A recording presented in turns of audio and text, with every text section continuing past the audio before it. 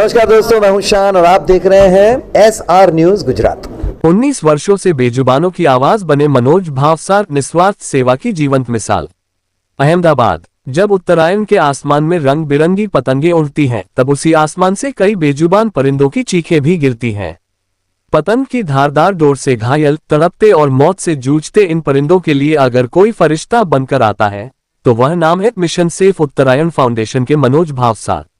पिछले 19 वर्षों से मनोज भावसार बिना किसी स्वार्थ, बिना किसी लोभ लालच और बिना किसी से 1 रुपया या किसी भी प्रकार का डोनेशन लिए बेजुबान पक्षियों की और इंसानों की जान बचाने के लिए दिन रात सेवा में जुटे हुए हैं।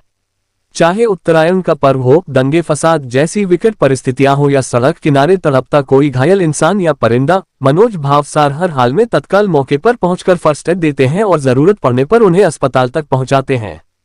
उनके लिए ये सेवा कोई अभियान नहीं, बल्कि इंसानियत का फर्ज है। कई बार अपनी जान की परवाह किए बिना कठिन हालातों में भी वे घायल पक्षियों की मदद से पीछे नहीं हटते। उनका यह निस्वार्थ समर्पण ये साबित करता है कि आज भी समाज में संवेदनशील दिल जिंदा है।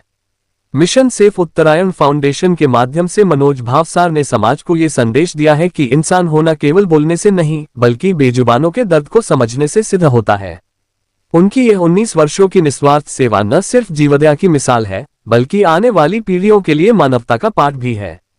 SR न्यूज गुजरात के लिए अहमदाबाद से शाबान अली हाटकिया की रिपोर्ट। मारू नाम मनोज भावसार है। अमदावाद में मिशन सेफ उत्तरायण फाउंडेशन करीने अमारू फाउंडेशन है।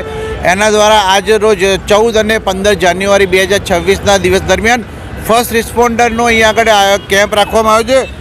आप अत्यारे जे आप जोई रह्या छो जे आ किट छे ए BSF ने आर्मी जे बॉर्डर पर यूज करे छे एवी खास प्रकारनी हेमोस्टेटिक जेल पेड छे अने जेल रोल छे। एनिमल्स माटे पण खास प्रकारना अहीं आगळ पाउडर्स अने गोस्पीस राखवामां आव्या छे, जेथी करीने इमिजिएटली कोईपण ब्लड निकळतुं होय, माणसनुं होय के पक्षीनुं होय, तो एनु ब्लडने तात्कालिक क्लॉट करी सके ए अनुसंधाने ज आखो आ केम्प अहींया राखवामां आव्यो छे।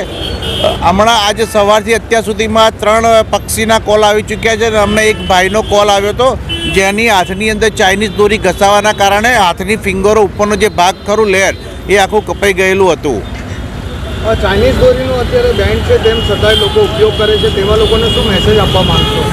ચાઇનીઝ દોરી બેન છે, વસ્તુ બરાબર છે, પણ ચાઇનીઝ દોરી એક એવી દોરી છે કે જેની પર બેન હોવા છતાં પણ મેન્યુફેક્ચરિંગ તો થવાની જ છે, કે કેટલાક પ્રોટોકોલ્સ અને કેટલાક નિયમો એવા બનેલા છે જેના કારણે થોડા દિવસો પહેલાં જ અમદાવાદ રૂરલ દ્વારા દાદર હવેલીએ એક મોટી ફેક્ટરી પકડવામાં આવી, ત્યાં કરોડોનો માલ પકડવામાં આવ્યો છે અને સરકાર તો મહેનત અને પોલીસ મહેનત કરતી જ હોય છે, તેમ છતાં એટલે માણસોમાં પણ જે પતંગ ઉડાવનારાઓમાં શું અવેરનેસ આવી જોઈએ ચાઇના દોરીને લઈને?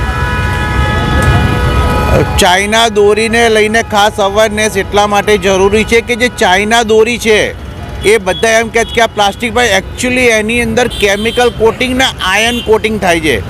હમણાં જે 3-4 દિવસ પહેલાં જે ગોધરામાં કે કોઈક જગ્યાએ એક દીકરીએ પતંગની દોરી પકડી હતી, ચાઇનીઝ દોરી, જેના કારણે એને શોર્ટ પણ લાગ્યો છે। અને આવી ઘટનાઓ તો વારંવાર બનતી જ રહેવાની છે, પણ આના માટે પબ્લિકે અવેર થવું પડશે ને પબ્લિકે જ આનો બહિષ્કાર કરવો પડશે, જેથી કરીને ચાઇનીઝ દોરીના કારણે કોઈકનો લાડકવાયો ના છીનવા, કે કોઈકનું ઘરનો જે આખો ચિરાગ છે ના જતો રહે અને ઘર જે છે વેર વિખેર ના થઈ જાય। એટલે પબ્લિક અવેર થાય એ બહુ જ જરૂરી છે।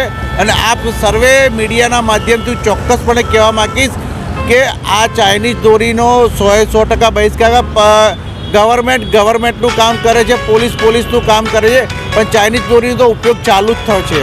14 અને 15 તારીખે જે કેમ્પ રાખવામાં આવ્યો છે પક્ષી બચાવ માટે, પર 14 અને 15 પછી પણ જે ઉત્તરાયણની પતંગની દોરીઓ ઝાડોમાં અને અન્ય જગ્યાએ ફસાયેલી હોય છે, ત્યાં પણ પક્ષીઓ ઘણી વખત ફસાઈ જતા હોય છે, તેને લઈને શું અવેરનેસ માટે મેસેજ આપશો?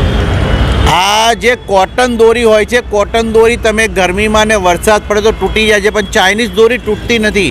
એટલે અમારી પાસે પક્ષી ફસાવાના જે કોલ છે એ લગભગ 8મા મહિના સુધી આવે છે, અને 8મા મહિનાની અંદર પણ ચાઇનીઝ દોરીમાં ફસાયેલું અમને કબૂતર કે કાગડો કોઈ પણ જગ્યાએ લટકતો મળે છે, જેના કારણે આ બહુ જ નુકસાનકારક છે। અમે આના માટે કલેક્ટરશ્રીથી માંડીને બધાને રજૂઆત કરી છે કે આના પછી એક ખાસ પ્રકારનું ટાસ્ક ફોર્સ બનાવવામાં આવે, જે ત્યાંથી પક્ષીઓના જે હોય દોરા એ બધા ઉતારે। ખાસ કરીને અમદાવાદની અંદર કેબલોનું જંગલ વધી ગયું છે, જે ઝાડપાનનું જંગલ અત્યારે ઓછું થઈ રહ્યું, સામે કેબલોનું જંગલ વધી રહ્યું છે. કેબલો એવા છે કે જેની અંદર જે બંધ થયેલા કેબલ છે એ પણ લટકી રહ્યા છે. એની અંદર ભાઈ ઘણી ફેરે પક્ષીઓ ફસાઈ જાય છે દોરીના કારણે. આ રીતનું પેડ છે. આ પેડ છે તમને કોઈ પણ ઘા ઉપર હું લગાવું ને, એક મિનિટ, દાજી ગયેલો વ્યક્તિ હોય તો પણ થાય ને, જે ઘા પડી ગયો તો એની પર તાત્કાલિક આપણે લગાવી શકીએ તો બ્લડને ક્લોટ પણ કરશે ને એનાથી સેપ્ટિક નહીં થાય. આ हाय नमस्कार, मैं हूं अली असगर और आप देख रहे हैं SR news Gujarat. Please like, subscribe and share. करो.